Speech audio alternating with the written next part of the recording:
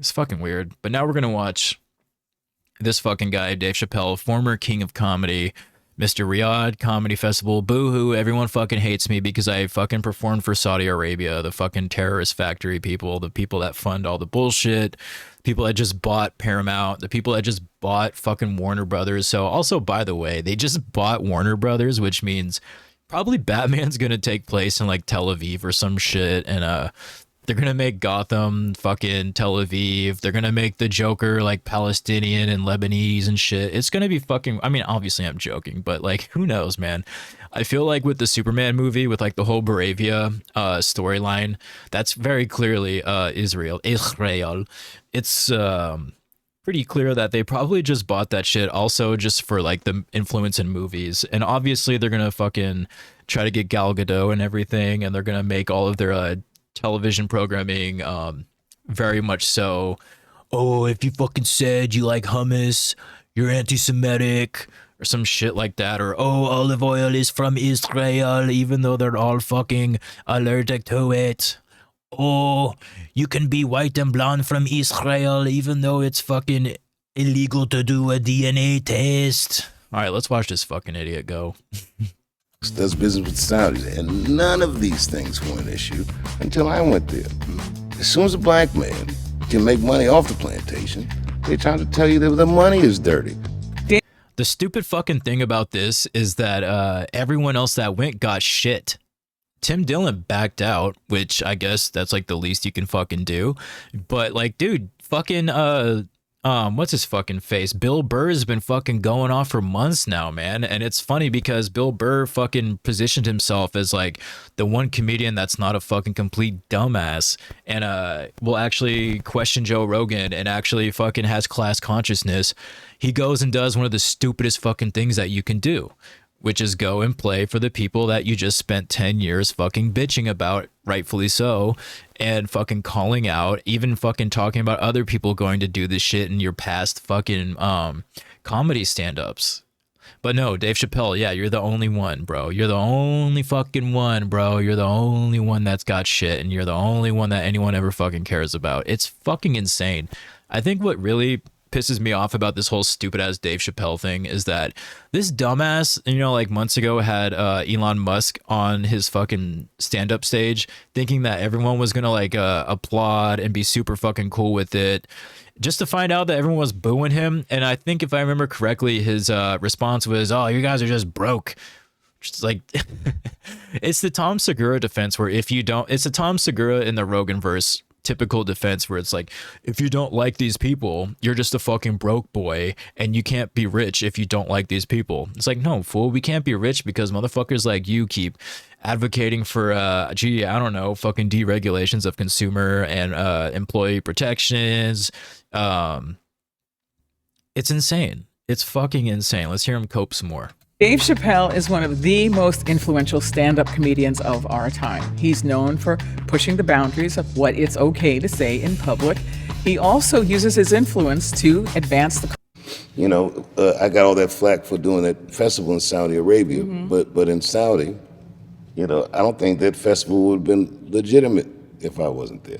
Bro, there were so many more people than you going there, you dumbass. You're not the fucking messiah of comedy that you think you are. Like, your stand-ups have not made me laugh in years. And that's not because I'm some fucking woke guy or this and that. Like, I mean, I guess you can consider me woke because I'm just not a fucking dumb, racist, sexist piece of shit. And to fucking say that you made that festival is hilarious, considering that Bill Burr was there and other people were there. Like, yeah, you may have been like the highest paid person there, but you didn't make the festival. About that. Say more about that. I'm not the biggest comedian, but my voice is sought after. No, it's not, dude. You're not the fucking in Saudi shit. Arabia, for like the last 20 years, they've been doing, really maybe 15 years, they've been trying to do comedy shows in Saudi Arabia. Underground shows. The jokes were like contraband. These shows would happen in people's homes. Maybe because you can't fucking say half of the shit you can fucking say here. You can't even make jokes about the government over there. You can't fucking... The only type of jokes they really like there is like, oh, the dumb fucking other desert people, we don't like them, and the gay people, yeah, we fucking kill them, and women drive are so stupid. It's like, bro, they just started letting women fucking drive over there. They would happen in embassies. You know, comedians like Maj Jabrani and guys like this. Yeah. They happened in embassies because the embassies were protected, and they wouldn't fucking behead you or throw you off a building for saying a joke. Going over there for years and doing these shows. But privately. Quietly. It wasn't, Fair. close to being private. Whatever, I don't know what their laws are. But for the elites, basically, people who... Not for necessarily the elites. Yeah. But yeah, for people who could have a house like that. I don't know what those shows were like because I didn't do those shows. Okay. Oh my god, dude. Then shut the fuck up. The first time I can remember doing a big You're just show coping, in the Middle dumbass.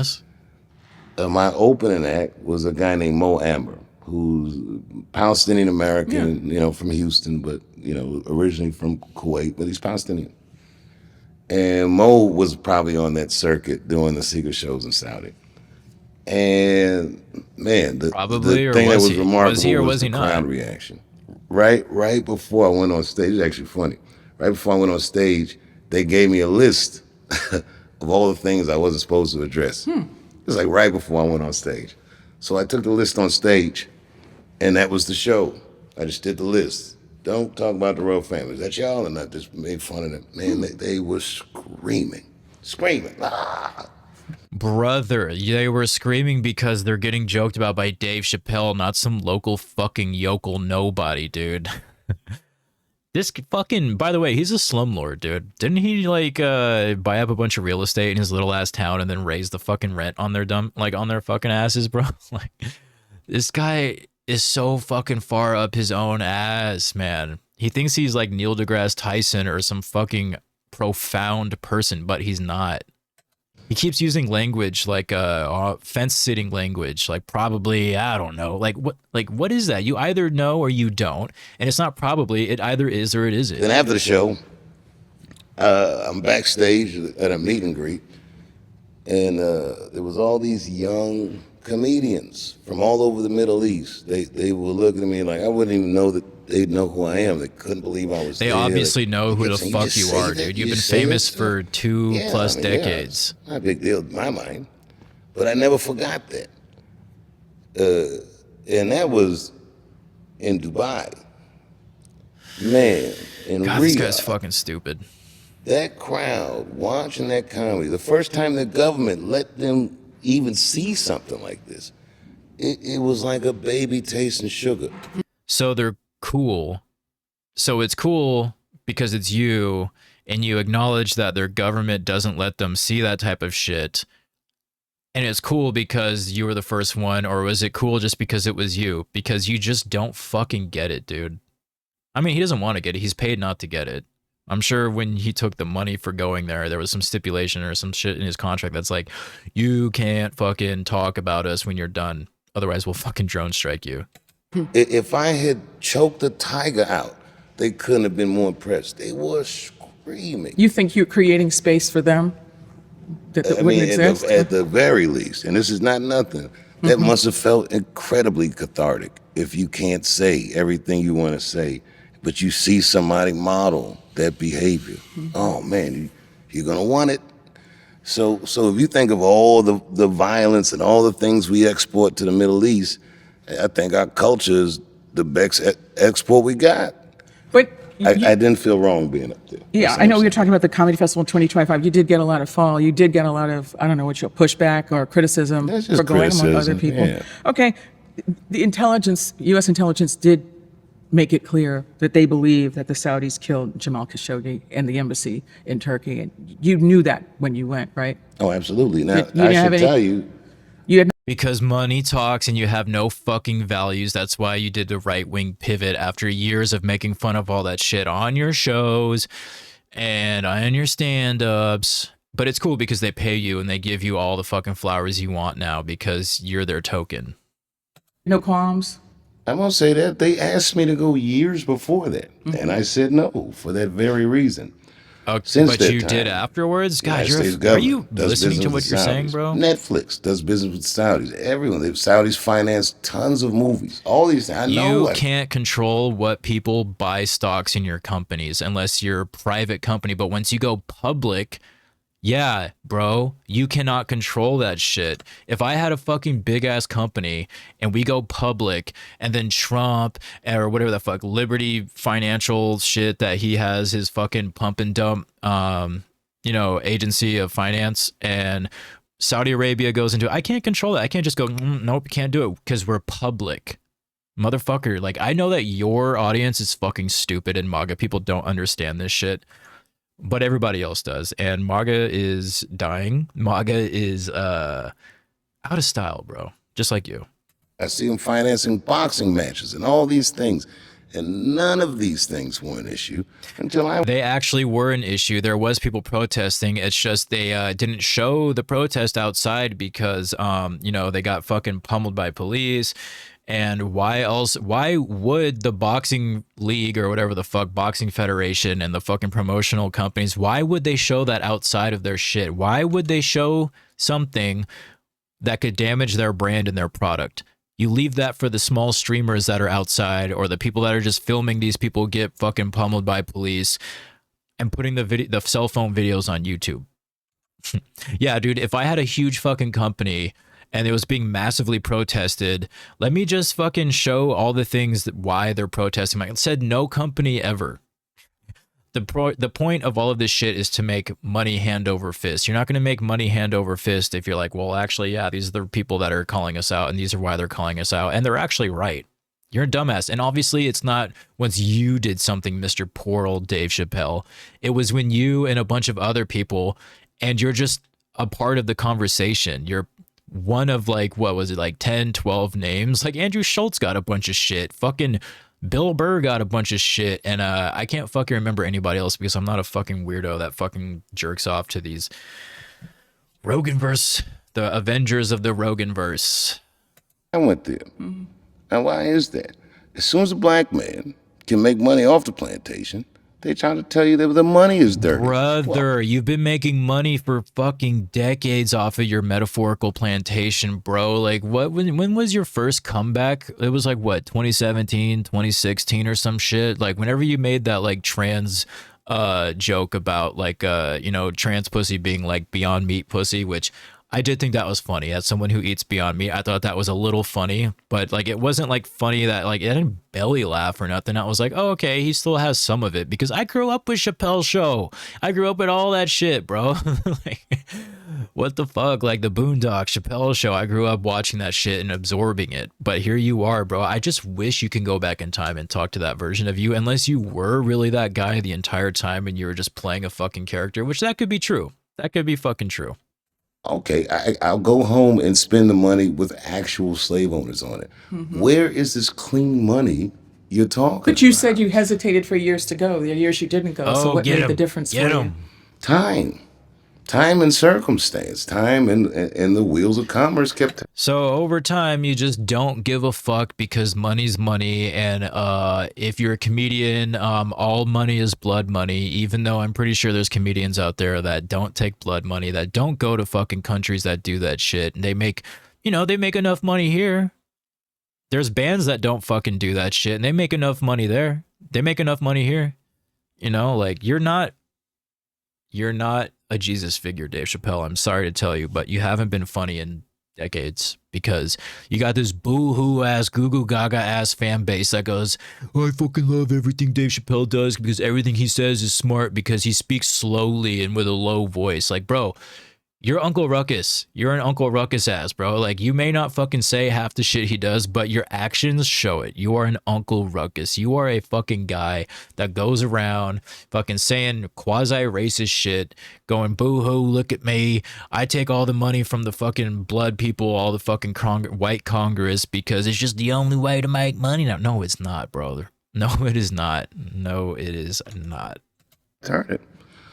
If you want to be that pure about money, then stop driving your car, stop eating, don't use your cell phone. Everything is tethered to something. There are fucking things that average people need in their lives. There are average fucking people that need a phone. You need a phone to exist. You need computers to exist. You need the internet. You need a fucking car because we built a society that requires you to have a fucking car because everything is so fucking far away. It's not walkable.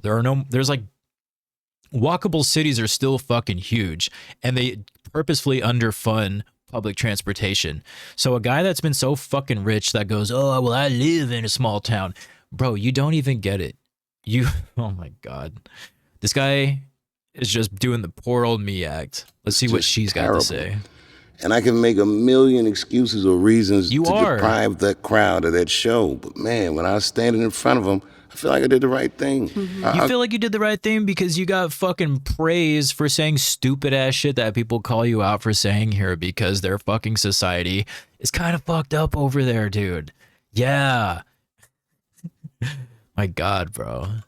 Governments are going to ruin everything for us. We'll never get to know each other if we just do everything that they want to do. We don't need to get to know people that say and believe fucked up shit if they believe it. We don't even really know what's going on. Not for sure. No, actually we do. We do know what's going on over there because there's this thing called the internet and news outlets that aren't fucking biased. Always made these decisions. I mean, there were these decisions in South Africa under apartheid. You know, there were decisions about whether artists should go there or not go. And then the question is, are you validating the system or are you resisting it with your presence? Look at the camera, dumbass. I mean, look, in the middle of apartheid, if I went and played Sun City, I'd say I'm a bad person.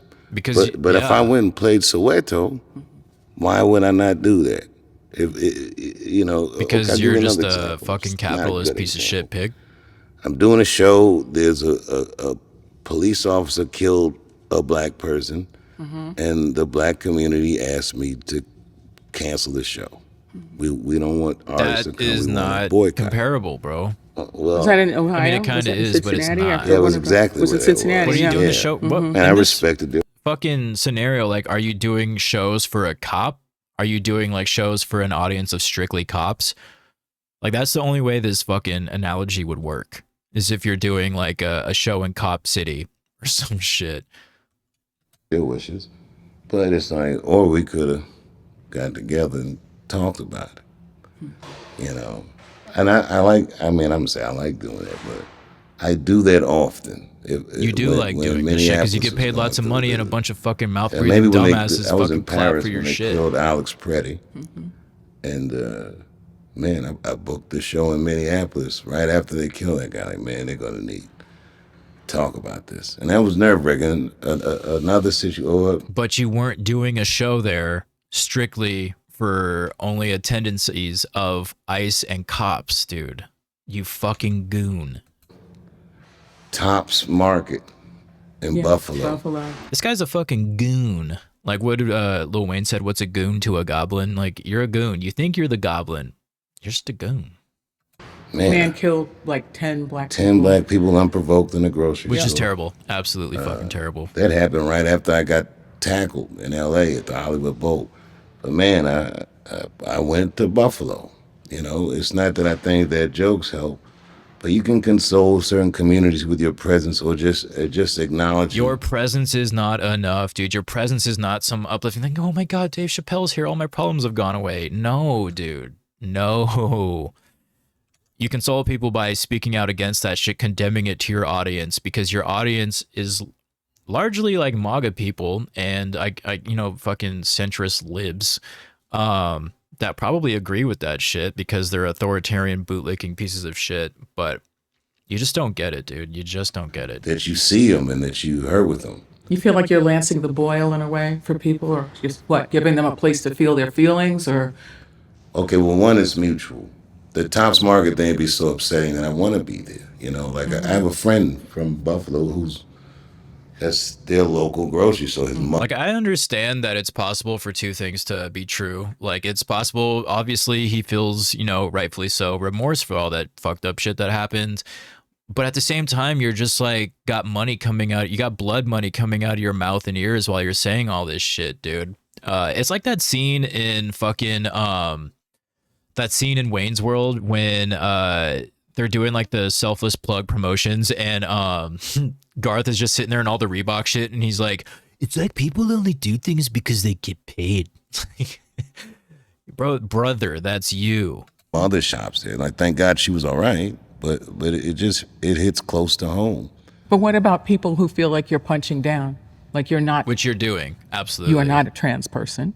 And there are people who feel like it's different when you are part of the group that has been attacked, hurt, demeaned, etc. And then if you're outside of the group and you're having commentary about it, it causes feelings. And what do you say to people who feel that in some occasions you're punching down? You stupid fuck, Chapelle. Roll your eyes. Conversation that. What?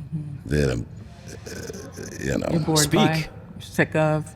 Nah, Speak, yeah, bitch. I'm not sick of it. I don't want to be dismissive to that sentiment, but Sentiment I don't to know. those people. That's you a tough fucking one idiot. for me because so much of that was a media phenomenon. Mm-hmm. No, dude, you said some stupid ass shit, and it's like you don't care, and it's fucked up that the 1% of the 1 or 2% of the population that identifies as trans constantly has to fucking deal with this shit. Constantly has to fucking deal with comedians making fun of their existence way worse than they do with anyone else, dude. Like, you don't see Mark Norman's dumbass fucking going easy on people. You don't see Mark Norman's dumbass going as easy on them as he does on like race jokes and shit. You don't see black people or other marginalized groups, I mean, you kind of do in a way, getting their fucking passports and driver's license fucking revoked because their name's not the same as their birth name, which unfortunately is their dead name. Like, that person doesn't exist anymore. Like, when someone comes out as trans and they start living their new life, they're a completely different person. That person, the dead name doesn't exist anymore. And it's not fucking funny. It's like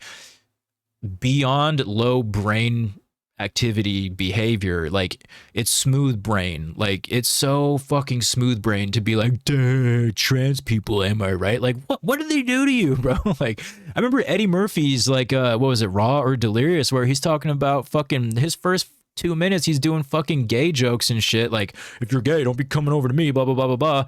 And then the guy gets fucking caught with fucking like trans prostitutes, bro. Like, in the 80s, he gets caught a few times, and his excuse was, I was just giving them a ride home or whatever the fuck it was. And it's like, it's so fucking transparent. You're a chaser, dude. You either trans hate always boils down to unresolved feelings with your own sexuality that make you uncomfortable.